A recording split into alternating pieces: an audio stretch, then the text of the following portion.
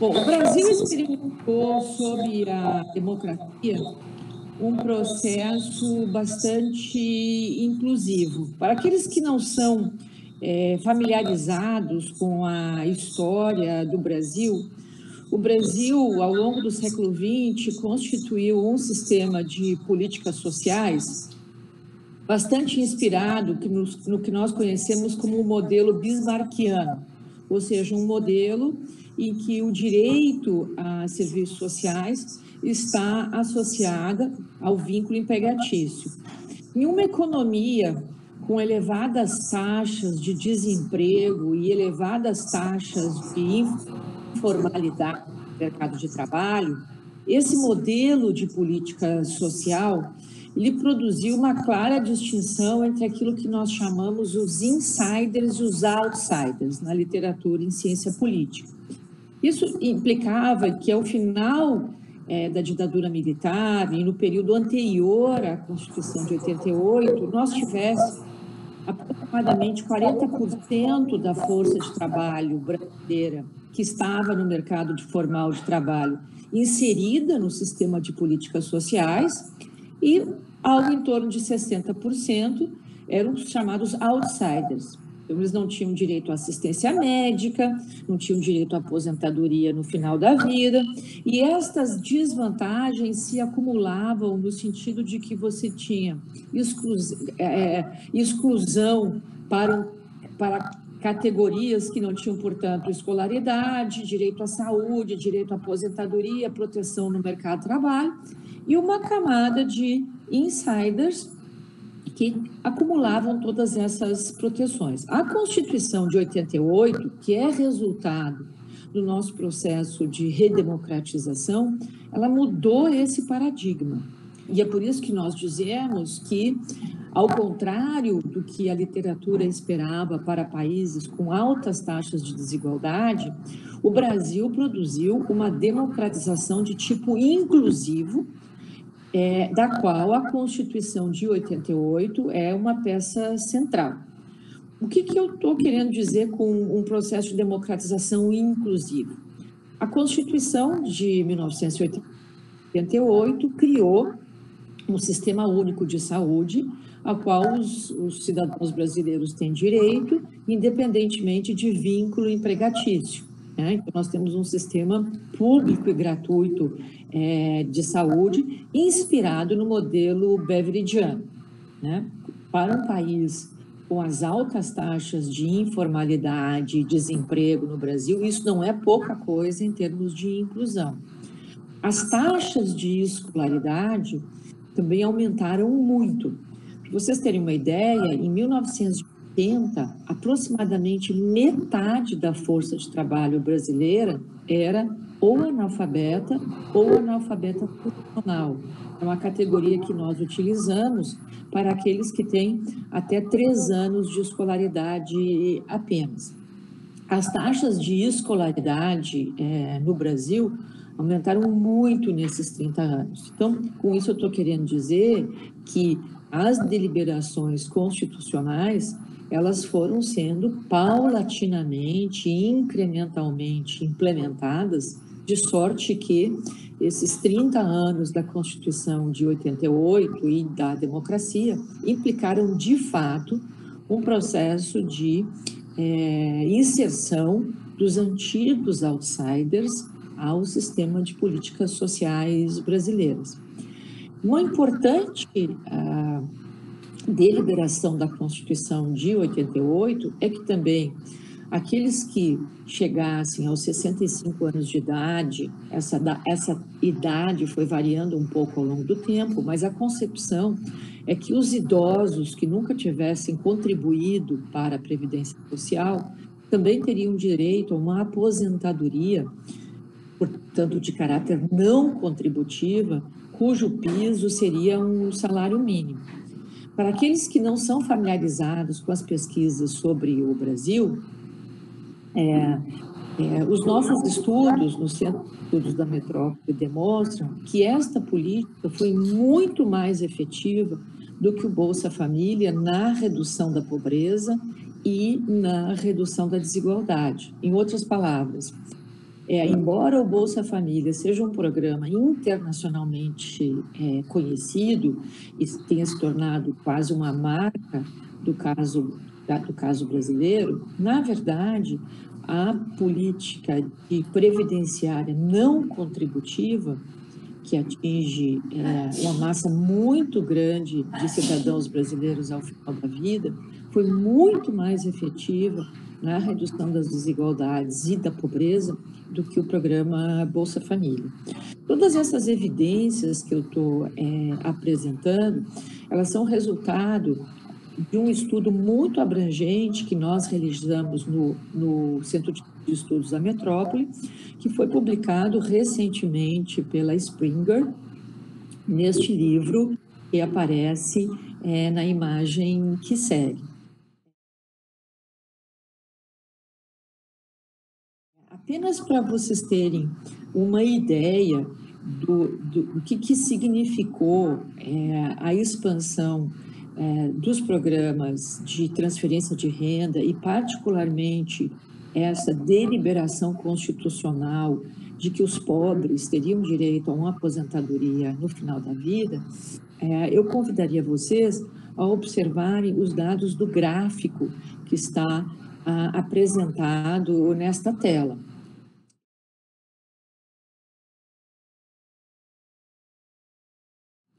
Este gráfico apresenta os ganhos relativos de renda de distintos estratos de renda da população brasileira no período democrático. Então, a data de partida, a data de início é 84 e a data final é 2015. E vocês podem observar pelo gráfico que os estratos mais pobres, que são aqueles que estão na parte inferior do gráfico, tiveram ganhos relativos de renda superiores aos ganhos relativos de renda dos mais ricos. Obviamente, é muito importante que a gente leve em consideração que isso são ganhos relativos, né? Então, os muito pobres tinham uma renda muito deprimida em 1984 e, em termos absolutos, isso é menos do que ganharam os mais ricos. Mas o que esse gráfico está demonstrando é que houve um processo de inclusão pela via da renda, de sorte que os mais pobres foram os mais beneficiados relativamente, e isto, de um lado, afetou os níveis de desigualdade no Brasil, que ainda são muito altos, que ainda são muito elevados, mas a nossa expectativa seria que um processo incremental e sistemático de manutenção dessas estratégias viessem a aproximar o Brasil daquilo que nós chamamos de um país civilizado, ou seja, um país que apresenta, que garante proteção social para o conjunto da população, pelo menos naquelas áreas que se consideram mais básicas, né? Ou seja, níveis básicos de renda, acesso à saúde, acesso à educação.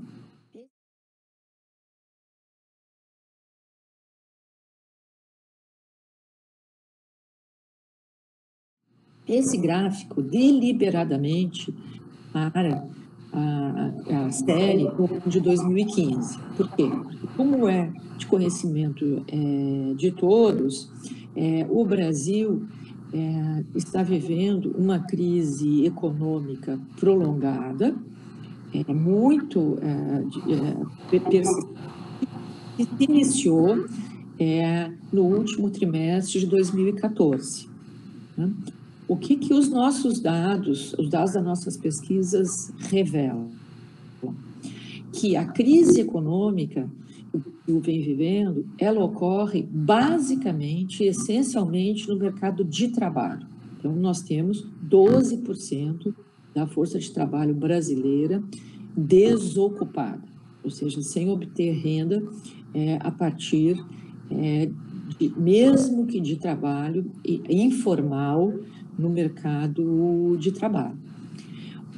Essas políticas sociais da Constituição de 88, ou seja, as políticas de educação, as políticas de saúde e principalmente as políticas de renda, o programa Bolsa Família e a aposentadoria, eles, na verdade, operaram como um colchão de proteção nesse período. As nossas evidências mostram que o número de famílias mais pobres que passaram a depender exclusivamente do Bolsa Família e das aposentadorias multiplicou por 3 nesse período, o que revelaria que esses programas que se iniciaram, que foram resultado do nosso processo inclusivo de democratização, funcionaram como um eixo de um canal, um instrumento, uma fonte de um colchão de proteção durante a crise, né?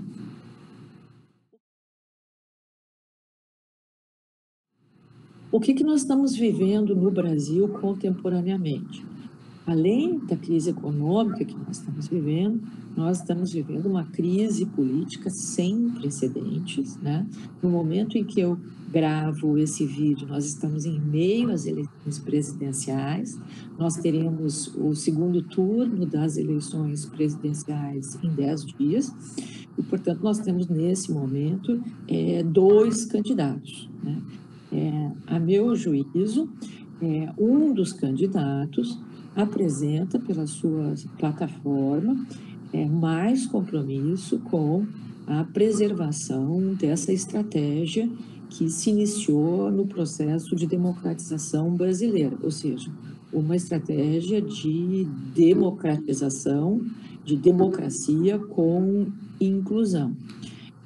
O outro candidato, que é o candidato Jair Bolsonaro, não me parece que tenha apresentado uma plataforma com garantias críveis de que ele seria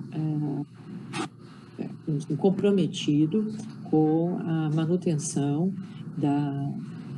das garantias democráticas e dos princípios democráticos, e a sua plataforma na área social é suficientemente vaga para que a gente não saiba exatamente o que ele pretende fazer. Então, nós estamos todos aqui no Brasil à expectativa dos resultados eleitorais, porque elas serão cruciais, as próximas eleições, elas são cruciais para que nós possamos ter expectativas de que o processo de inclusão com democratização que se iniciou com a Constituição de 88 terá continuidade. Para finalizar, eu gostaria de convidar todos os nossos internautas, todos aqueles que nos escutam nesse momento, cumprimentando nessa oportunidade, tanto o escritório da Universidade de São Galo no Brasil por essa oportunidade, quanto os estudantes que eventualmente assistirão a esse vídeo, para acessarem o site do Centro de Estudos da Metrópole, no qual nós oferecemos uma grande massa de dados para pesquisa, para todos aqueles interessados em fazer pesquisa sobre o Brasil, como também acesso à nossa produção nos anos recentes. Então, nós estamos convidando os estudantes de Sangalli para que usem as nossas bases de dados, para que façam estudos e pesquisas sobre o Brasil e que colaborem nesse esforço coletivo que é a produção acadêmica sobre as questões de desigualdade, do papel do Estado, das políticas sociais nesse processo.